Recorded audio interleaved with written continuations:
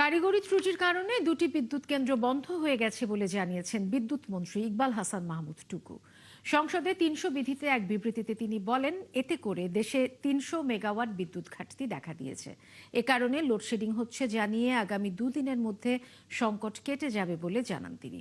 এ সময় দেশবাসীকে একসাথে সংকট মোকাবেলার আহ্বান জানান বিদ্যুৎ মন্ত্রী। বঙ্গোপসাগরের উত্তালতার জন্য কয়লা আনলোড করতে পারছে না, সেই জন্য আরেকটা প্রায় 5% বন্ধ হয়ে গেছে। এতে করে আমার প্রায় 3000 মেগাওয়াট বিদ্যুৎ আমার সঞ্চালন লাইন থেকে বেরিয়ে গেছে। এর ফলে আমাদেরকে বিভিন্ন জায়গায় লোডশেডিং দিতে হচ্ছে এবং ঢাকাতেও লোডশেডিং দিতে হবে। আমি এই মহান সংসদের মাধ্যমে জনগণের কাছে এবং আমাদের বিরোধী দলের সদস্যদের কাছে আহ্বান জানাবো, এটা একটা জাতীয় সংকট।